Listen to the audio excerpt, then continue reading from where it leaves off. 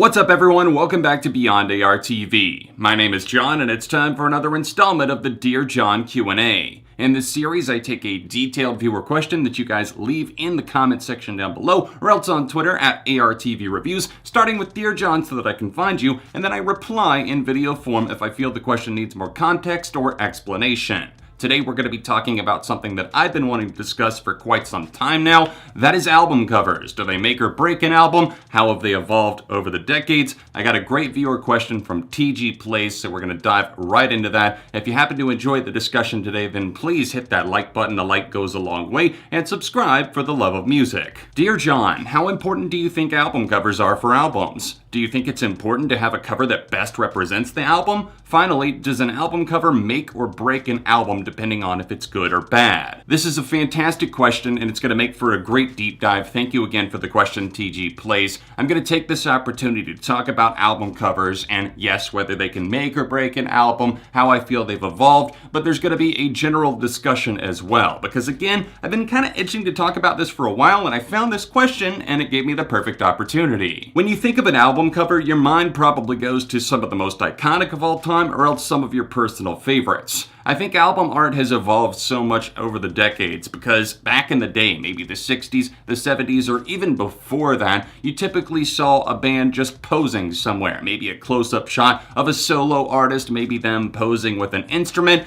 It was never anything too intricate, although the ideas started to expand in the late 60s and the early 70s. Take a look at some of the most iconic and most memorable album covers, like Boston's self-titled album, or Led Zeppelin 4, and of course, Abbey Road by the Beatles. These, of course, are all now iconic images, ones that go hand in hand. They're tied to the artist, and obviously, it maybe helped sell in some notion, but did it make or break those iconic projects?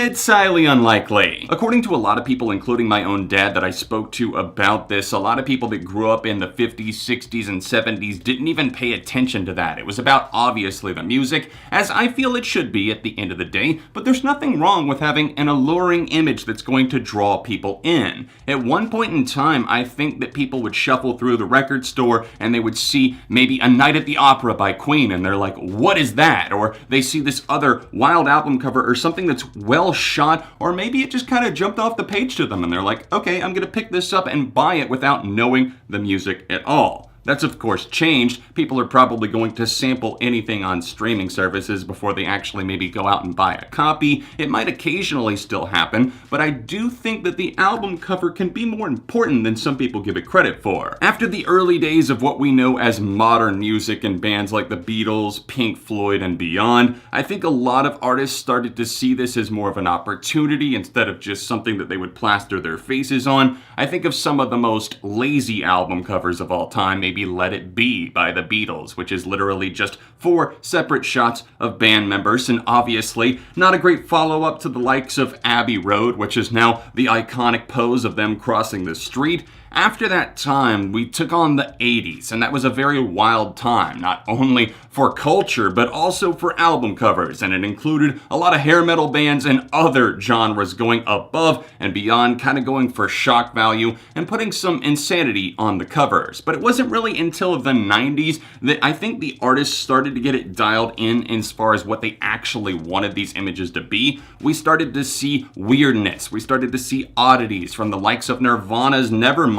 We saw the baby on the cover chasing the dollar bill. Pearl Jam's 10 kind of played tricks on the eye as to what it actually is. Blur's Park Life took a weird turn with dogs, and Weezer's Blue album practically lent itself in advance to meme culture with that solid blue background. Throughout the 1990s, the industry was starting to see the advantage of maybe not just plastering the face of the band or the artist in question on the front of the CD, the cassette, or the vinyl. They were saying, look at the oddities. I think a lot of the execs were starting to see albums like Bjork's Homogenic or what Radiohead had done with the Bends and Pablo Honey, and maybe wanted to take things in a more experimental art direction of their own. The 2000s and beyond have seen continued experimentation, and sometimes the trick is pulled off successfully. The rock band The Strokes were censored in many stores in the United States because of their original art that depicted a woman's hand on her bottom, of course, something that is just so grotesque and out of left field. I'm being sarcastic. It's not wild at all. And then you had Miley Cyrus and her dead pets many years later that got enough people buzzing about the glittery donut orgasm on the front cover to check out some of the music without a doubt. Many others have followed suit, either for shock value or for clickbait, to varying degrees of success. At the end of the day, I appreciate art that can elevate the feeling of the record or else serve as the perfect association or extension of the band or artist in question. Now to the thought of, can an album cover make or break an album in terms of its commercial success and its reputation?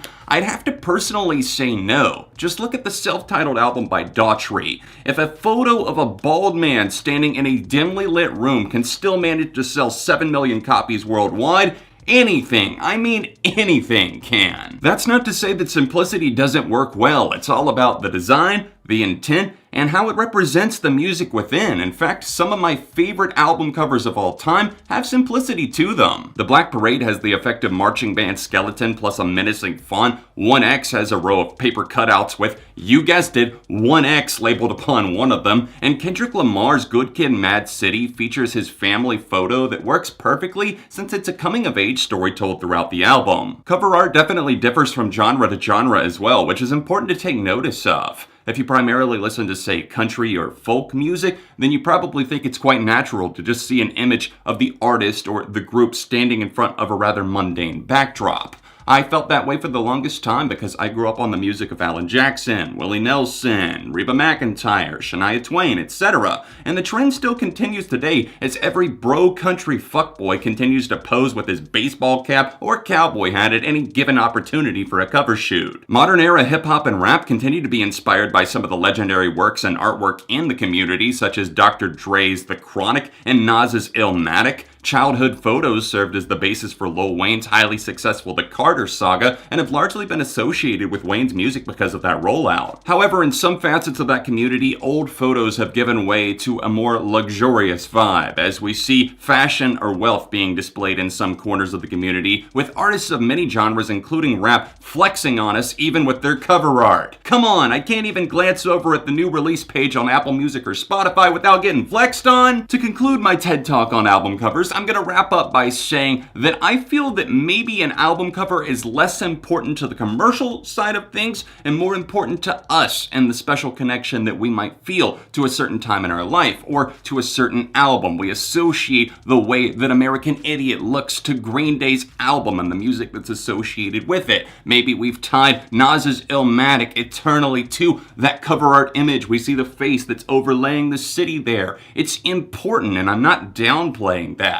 But I also feel that if people want to listen to a Drake album, then they're probably going to listen to it whether or not it's got him sitting on a tower somewhere in Toronto or if it's just a blank sheet of paper. Either way, it's going to generate buzz. They're going to say he's making some minimalist statement, and it gets people talking about the theories that could lie behind this. What does he mean when he puts this out here? I'm not just trying to put Drake on blast. It could be anybody. If you just put out something simple, or if you do something maybe elegant or over the top, or even stupid or memeified, people are going to talk about it. But at the end of the day, it's always one facet of the conversation, but it's not the most important one. Commissioning an artist to generate an album or single cover for you is also an idea that I think is starting to fade away just a bit. It's never going to go away entirely, I don't think, but we're starting to see many people electing to just use a shot from the music video, for example. Korn's upcoming album, The Nothing, is a shot from the visualizer for the lead single. Taylor Swift's You Need to Calm Down is lifted from the video shoot, and the same goes for Katy Perry's Never Really Over. So in 2019 alone, you can see plenty of examples that back up this point. Some might see this as laziness. I think I more see it as the artist or the band wanting to keep the continuity going with whatever album cycle era that they're entering. Maybe it's that, or maybe they're just straight up out of money and they want to constrain the budget because,